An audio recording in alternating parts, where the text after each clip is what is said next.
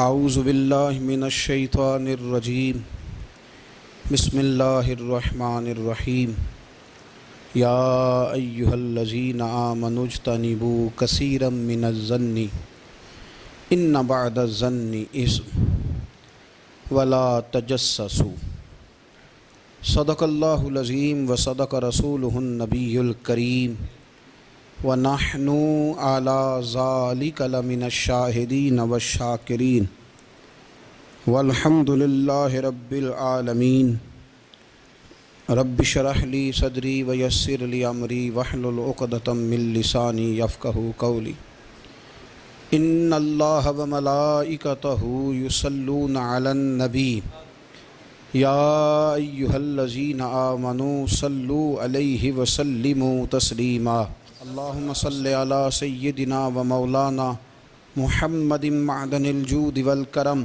وآلہ وصحبہ وبارک وسلم۔ تمام تعریفیں، حمد و ثنا اللہ تعالی جل مجدہ الکریم کے لیے، درود و سلام نبی اکرم نور مجسم شفیع معظم احمد مجتبیٰ جناب حضرت محمد مصطفیٰ صلی اللہ تعالی علیہ وسلم کی ذات والا صفات کے لیے حمد و صلات کے بعد قرآن مجید سورۃ الحجرات کی آیت نمبر 12 میں اللہ کریم نے فرمایا یا ایھا الذین آمنوا اجتنبوا کثیرا من الظن ان بعد الظن اثم۔ اے ایمان والو، بہت سارے گمانوں سے، بہت سارے خیالوں سے بچو۔ فرمایا بعض گمان بھی، بعض خیال بھی گناہ ہیں۔ کیسے بچیں؟ فرمایا ولا تجسسوا، یہ جاسوسی چھوڑ دو، یہ کسی کی باتوں، چھپی ہوئی باتوں کو تلاش کرنا چھوڑ دو۔ اس سے تم گمانوں سے بچو گے، وسوسوں سے بچو گے، خیالات سے بچو گے۔ نفسیاتی طور پر جو لوگ پاک صاف ہوتے ہیں نا، ان کی زندگی مطمئن ہوتی ہے۔ بہت زیادہ مال، دولت، وجاہت، شہرت کے باوجود جو لوگ نفسیاتی طور پر کسی میل کچیل کا شکار ہوتے ہیں، ذہنی طور پر، وہ ساری صلاحیتوں کے باوجود بھی کمزور، بے چین اور بے سکون رہ جاتے ہیں۔ زندگی میں گمان، سوچ، اپنی نفسیات کو ہمیشہ اچھا رکھیں۔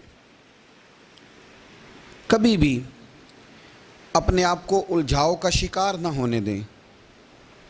جس آدمی نے سکون لینا ہے اس نے بھی یہاں سے لینا ہے، اپنے اندر سے۔ جس نے مطمئن ہونا ہے اس نے بھی خود بخود ہی ہونا ہے، اور جس شخص نے بے سکون رہنا ہے اس نے بھی خود بخود ہی رہنا۔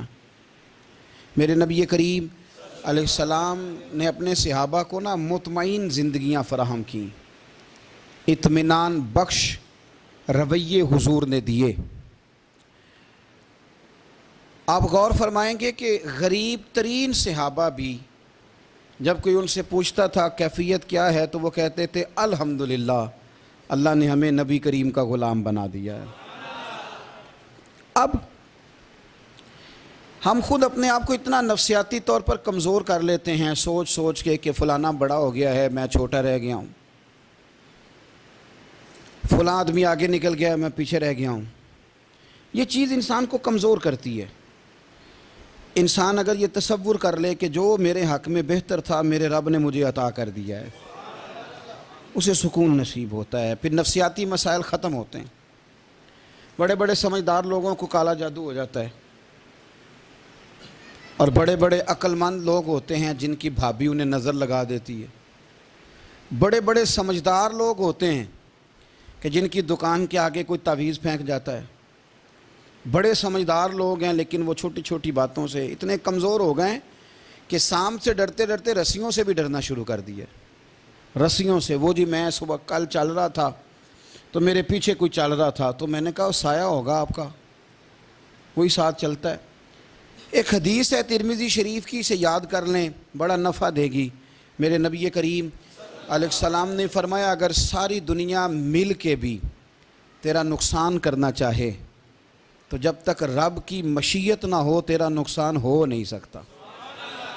ختم ہو گئی بات۔ باہر آ جائیں اس چیز سے.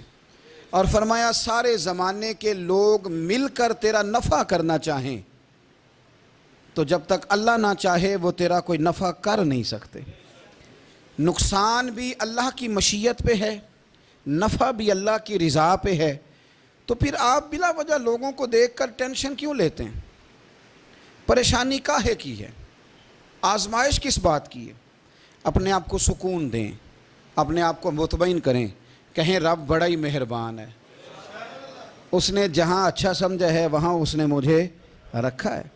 اپنے ذہن کو اطمینان دیں، سکون دیں. میرے نبی کریم علیہ الصلاۃ والسلام کی پوری حیات مبارکہ میں آپ کو شکوہ نہیں ملے گا کہیں بھی.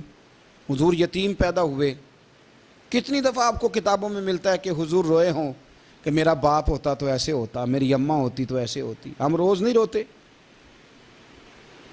نبی کریم صلی اللہ تعالیٰ علیہ وسلم نے اپنی زندگی ساری آزمائشوں میں گزاری. کہیں آپ کو محسوس ہوتا ہے کہ نبی کریم صلی اللہ علیہ وسلم کسی کے پاس بیٹھے اور فرمایا آؤ میں تمہیں اپنے دکھ سناؤں؟ ہمیں تو مسئلہ بن گیا ہے، ہم لوگوں نے اپنے آپ کو غیر مطمئن بنا لیا ہے. ہم ان ساری چیزوں کی ڈیمانڈ کرتے ہیں جو ہمارے مالک نے مناسب نہیں سمجھی ہمیں دینی. ہمیں اپنے آپ کو مطمئن کرنا چاہیے، سکون میں رکھنا چاہیے. اگر آپ تھوڑا سا اپنے آپ کو سکون دیں، اطمینان دیں، کہیں الحمدللہ، اللہ تبارک و تعالی جہاں جس کو چاہتا ہے وہاں اسے بٹھا دیا کرتا ہے. پھر ہم لوگوں کا منصب چھیننا چاہتے ہیں، حسد کرتے ہیں، بغض پیدا ہوتا ہے، عداوت پیدا ہوتی ہے، نقصان ہوتا ہے. فطری طور پر جو صلاحیتیں اللہ نے دی ہوتی ہیں ان کو بھی زنگ لگ جاتا ہے. زنگ لگنے لگتا ہے ان سب چیزوں کو جو اللہ نے اپنے فضل سے ہمیں دی ہوتی ہیں. تو بات کو یاد رکھیں کہ زندگی میں آپ مطمئن ہو جائیں کہ رب کریم نے جو دیا ہے وہ کمال ہی دیا ہے، کمال ہی. حضور کی ایک زوجہ محترمہ تھی تو ان کے ہاتھ ذرا لمبے تھے، مومنوں کی ماں. بعض خواتین نے ان سے کہا کہ لمبے ہاتھوں والی، ہم بنا لیتے ہیں نا یہ بھی بات کہ اس کا ناک موٹا ہے تو اس کی آنکھیں چھوٹی ہیں تو اس کے کان بڑے ہیں تو اس کے ہاتھ کیسے ہیں. تو کہا لمبے ہاتھوں والی. تو وہ پریشان ہو گئی. نبی کریم علیہ السلام تشریف لائے. کیا ہوا؟ عرض کی یا رسول اللہ مجھے لمبے ہاتھوں والی کہتے ہیں. تو حضور فرمانے لگے یہ پریشان ہونے والی بات ہے کہ خوش ہونے والی بات؟ یا رسول اللہ کیا مطلب؟ فرمایا تو کہہ کہ رب نے لمبے ہاتھ اس لیے دیے ہیں تاکہ میں سخاوت زیادہ کر سکوں. میں سخاوت زیادہ، یہ جو میرا چہرہ ہے نا، یہ جو آپ کا چہرہ ہے، یہ آپ کی چاہت ہے کہ اللہ کی؟ فی ای صورت ما شاء رکبک. اللہ فرماتے ہیں جیسے میں نے چاہا ہے ویسے تجھے بنایا ہے. تو اگر میرا موٹا ناک، میری چھوٹی آنکھیں، میری بڑی آنکھیں، میرے چپٹے کان، یہ میرے تو نہیں، یہ تو میرے رب کی چاہت ہے. مجھے اپنے موٹے ہونٹوں سے نفرت کرنی چاہیے کہ اللہ کی چاہت سے پیار کرنا چاہیے؟ مجھے اپنے کالے رنگ پر پریشان رہنا چاہیے کہ رب کی چاہت پر مجھے پیار آنا چاہیے؟ اللہ کی چاہت پر پیار کر، یہ چاہت ہے اللہ کی، یہ چاہت ہے. تو اللہ کی چاہت سے محبت کر. تو پریشان ہو رہا ہے فلانے کا رنگ ہو رہا ہے تو میرا کالا ہے، فلانے کا مکان بڑا ہے تو میرا چھوٹا ہے، فلاں بڑی گاڑی میں کیسے بیٹھ گیا؟ بھئی اللہ نے چاہا تھا بیٹھ گیا. اللہ نے میرے لیے سائیکل پسند کی ہے، مجھے الحمدللہ کہہ کے سائیکل پہ بیٹھنا چاہیے. اس نے پسند کی ہے، اس کی رضا ہے کہ میں یہاں رہوں. تو ایک بات تو یہ ہمیشہ یاد رکھیں کہ آپ اپنے آپ کو مطمئن کریں، زندگی میں سکون دیں. نفسیاتی طور پر ہم بڑے ڈسٹرب اس لیے ہیں کہ ہم بے سکون رہتے ہیں جان بوجھ کے، وجہ ہی کوئی نہیں.